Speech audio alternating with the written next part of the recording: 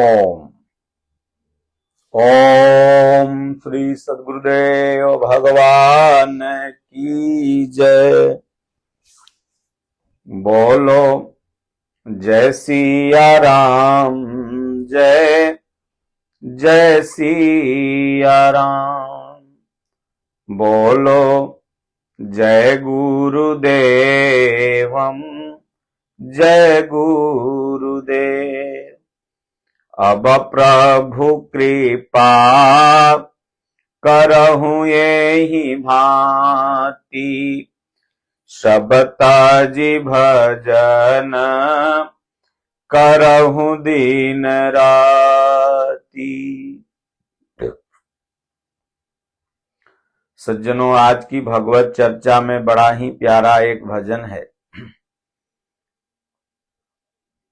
बहुत ही समर्पणात्मक ईश्वर के प्रति, क्योंकि एक ऐसी स्थिति आती है साधक की साधना में कि वो भगवान के हाथ का यंत्र हो जाता है।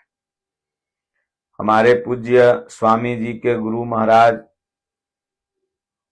स्वामी परमानंद जी महाराज, जो दादा गुरु महाराज के नाम से हम लोग संबोधित करते हैं, पूज्य स्वामी जी बताया करते हैं कि वो कभी योजना बना करके किधर नहीं जाते थे कि हमें आज इधर जाना है या इधर जाना है।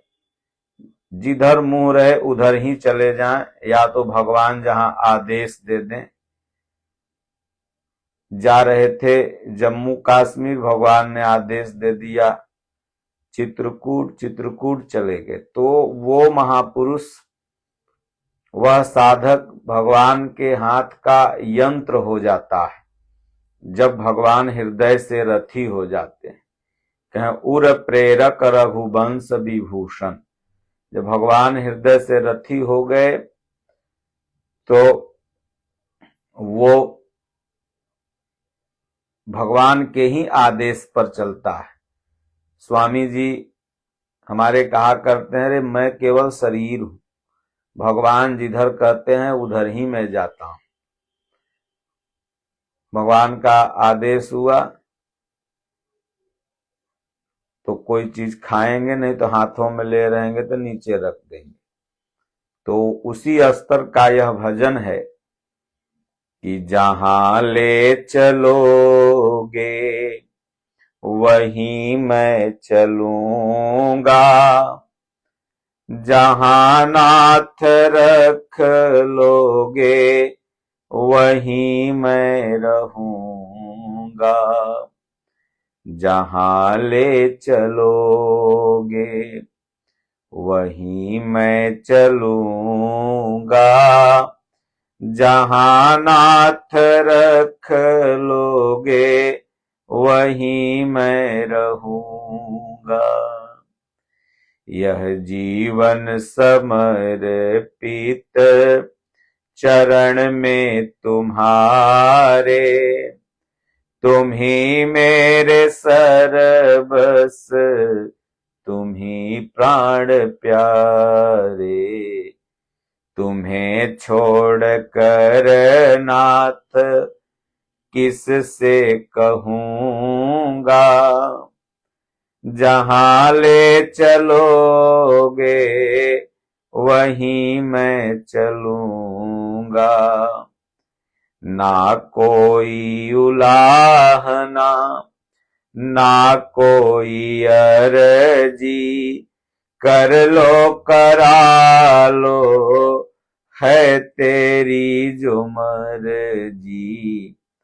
कहना भी होगा तो तुम ही से कहूंगा, जहां ले चलोगे वहीं मैं चलूंगा, जहां नाथ रख दोगे वहीं मैं रहूंगा। दयानाथ दयनीय मेरी अवस्था, तेरे हाथ अब मेरी सारी व्यवस्था। व्यवस्था, जहां भी कहोगे वहीं मैं रहूंगा, जो भी कहोगे तुम वहीं मैं करूंगा, जहां ले चलोगे वहीं मैं चलूंगा, जहां नाथ रख लोगे वहीं मैं रहूंगा। जब साधक भगवान के हाथ का यंत्र बन जाता है, दादा गुरु महाराज रामकोला में बगिया में सोचे अब आम फलेगा, यहीं खाएंगे रहेंगे। भगवान ने कहा यहां से जाओ। ध्रुव का जीवन आप लोग जानते हैं। ध्रुव के पिता ने 1 शेर से 2 शेर कर दिया। जिन प्रभु किए शेर ते दूना, तिनकर भवन कबहु की सूना। लेकिन भगवान के हाथ का यंत्र बन गए तो बोले नहीं, मेरे पिताजी सर्व शक्तिशाली हैं। जब 1 शेर से दूना हो गया, वो मिल जाएंगे तो हमें बहुत मिल जाएगा। प्रहलाद जी का जीवन आप सब लोग जानते हैं। जिधर भी उनका पिता हिरण्याकश्यप फेंक दे, उधर ही वो चले जाएं और उधर ही भगवान उनकी रक्षा कर ले। तो जहां ले चलोगे वहीं मैं चलूंगा। अपना बुद्धि विवेक एक ऐसा स्तर आता है, सब खत्म, भगवान पढ़ाने लगते हैं। पूज्य गुरु महाराज कहते हैं कि 12 आना भगवान हृदय से और 4 आना बाहर से। तो हृदय से जो साधक को भगवान आदेश देते हैं उधर ही वो चल देता है। लेकिन ये साधना के लास्ट में ऐसी अवस्था आती है। गोस्वामी तुलसीदास जी की भी यही अवस्था हुई। सभी संतों, सभी महापुरुषों जो साधना में रत हैं, उनकी अवस्था एक दिन ऐसी होती है,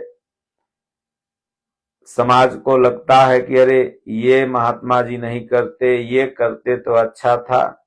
लेकिन वो तो भगवान के हाथ के यंत्र हैं, गुलाम हैं, उनको तो भगवान जो कहेंगे वो करेंगे। शूपन भगत जो मिला सब एक ही में समेट के खा लिए। द्रौपदी को लगा कि भाई अरे इनको ऐसे नहीं ऐसे करना चाहिए। लेकिन संत की दृष्टि में तो भोजन सिर्फ जीने का साधन होता है, न कि जीभा का स्वाद। तो कहते हैं कि प्रभु यह जीवन समर्पित चरण में तुम्हारे, तुम ही मेरे सर्वस्व, तुम ही प्राण प्यारे। समर्पण। लाख आप गीता पढ़ो, रामायण पढ़ो, लाख कुछ भी कर लो, जब तक समर्पण नहीं हुआ। समर्पण का मतलब सर्वतो भावेन। जब तक भावना एक जगह स्थिर नहीं हुई तब तक ये अवस्था नहीं आ सकती। जब आप पूर्णतः समर्पित हो जाएंगे, जब पिता माता जानते हैं कि ये पुत्र मेरे ऊपर पूर्णतः समर्पित है, तभी तक उसके भोजन, खाद्य इत्यादि की व्यवस्था करते हैं। जब वो कमाने लायक हो जाता है, फिर थोड़ी बहुत चिंता कर लेते हैं, तो जान जाते हैं कि अरे ये तो है। कुतिया कुत्ता को पैदा करती है, बच्चा देती है, तो तभी तक उसके अंदर मातृवत भाव है जब तक वो कुत्ता पूर्णतः मां पर अपने समर्पित है। गुर्राती है, बगल में जाने नहीं देगी।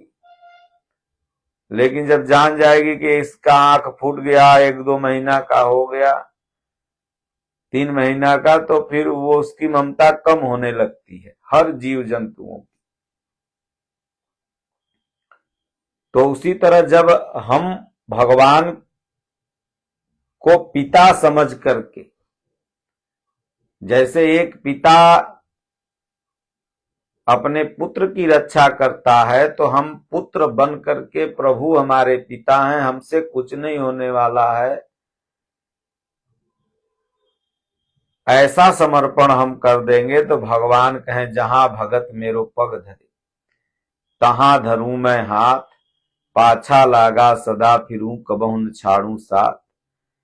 तो इसलिए कहते हैं भगवान ये जीवन आपका है और आपको ही समर्पित है,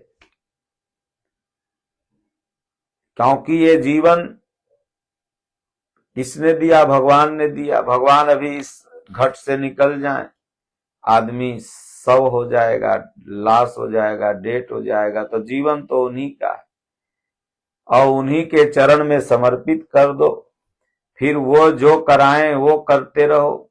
जब उनकी शरण में आप चले जाओगे तो वो कभी गलत करा ही नहीं सकते, जब कराएंगे वो सही कराएंगे, क्योंकि हम लोग तो 1 किलोमीटर भी नहीं देख रहे हैं, भगवान तो 10 जन्म पहले का, 10 जन्म आगे का और ये पूरे जन्म का वो देख रहे हैं, सब कुछ जान रहे हैं। तो इसलिए उनके ऊपर समर्पण जब तक नहीं होगा तब तक ये अवस्था नहीं आएगी। तो यह जीवन समर्पित चरण में तुम्हारे, तुम ही मेरे सर्वस, तुम ही प्राण प्यारे। प्राणों से भी ज्यादा प्यारे। दशरथ जी को राम जी प्राण से भी ज्यादा प्रिय थे, तभी तो राम जी के वियोग में उन्होंने प्राण का परित्याग कर दिया। मौरध्वज ताम्रध्वज, मौरध्वज ने अपने पुत्र ताम्रध्वज को भगवान इतने प्यारे थे कि प्राण ही दे डाला, ले लिया, काट के शेर को खिला दिया। तो प्राण से प्यारे भगवान होते हैं। आगे कहते हैं तुम्हें छोड़ कर नाथ किस से कहूंगा, जहां ले चलोगे वहीं मैं चलूंगा। हे भगवान, आपको छोड़ के भला किससे कहूंगा। जब घर में कुछ घटता है तो बच्चे किससे, माई मम्मी 5 रुपया दे, टॉफी नहीं है, कपड़ा नहीं है, पेंसिल नहीं है, किताब नहीं है, माता पिता से ही तो मांगते हैं। उसी तरह हे प्रभु, आप हमारे माता पिता हो, फिर किससे मैं कहूं। इसलिए भगवान जहां ले चलोगे वहीं मैं चलूंगा। और आपसे हमारी कोई शिकवा शिकायत नहीं है भगवान, क्योंकि आप जो करोगे मेरे हित में। हमें थोड़ा देर के लिए लगेगा ये अहित हो गया, लेकिन उसमें छिपा होगा हमारा हित। इसलिए ना कोई उलाहना, ना कोई अर्जी, कर लो करा लो है जो तेरी मर्जी। जो सच्चा भक्त होता है भगवान से अर्जी भी नहीं लगाता। क्या अर्जी लगाऊं? अर्जी तो उससे लगाई जाती है जो नहीं जानता, जो हमारे घट की जान रहा है।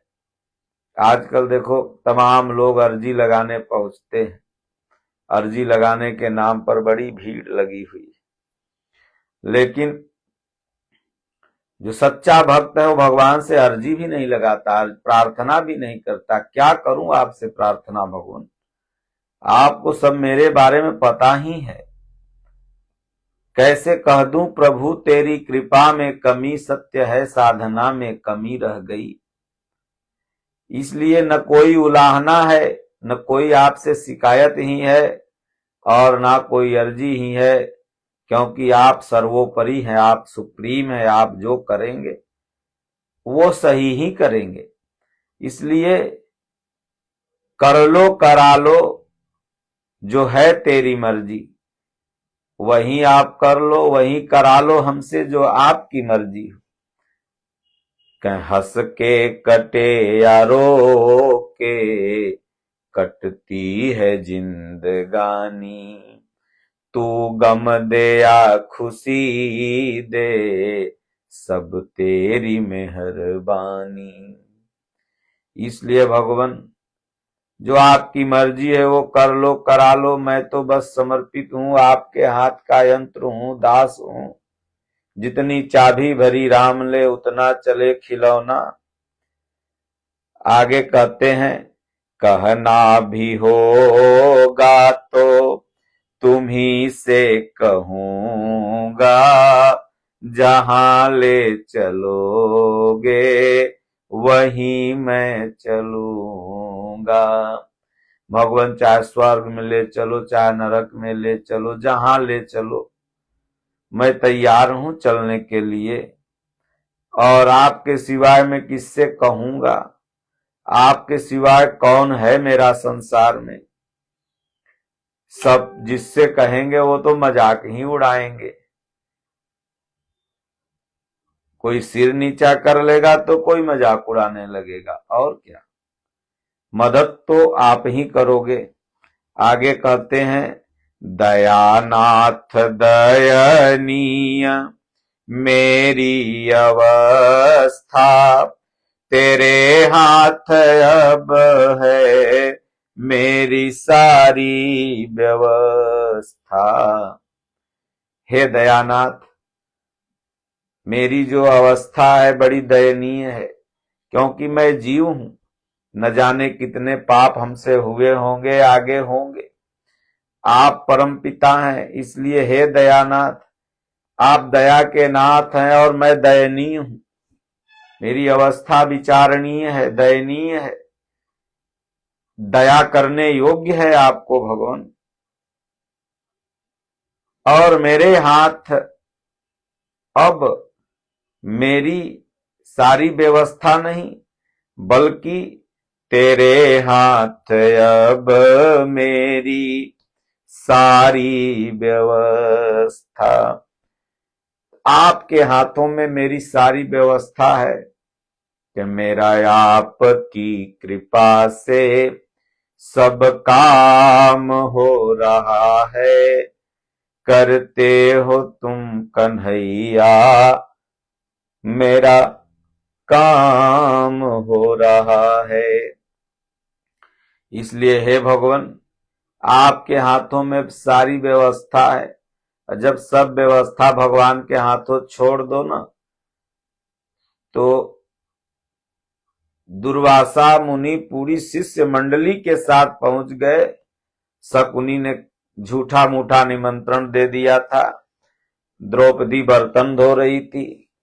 दुर्वासा मुनि की आवाज सुनी, बाहर निकली, देखा, दंडवत प्रणाम किया।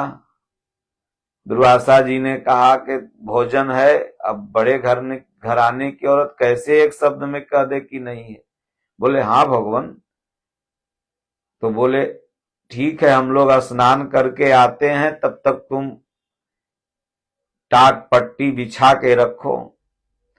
उसने कहा ठीक है भगवान, जाएं आप लोग आए।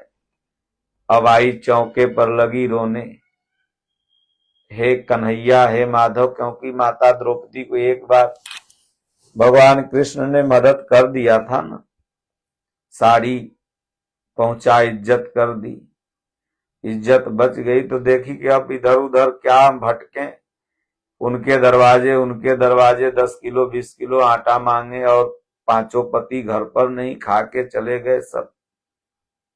अब कृष्ण ही लाज रख सकते हैं।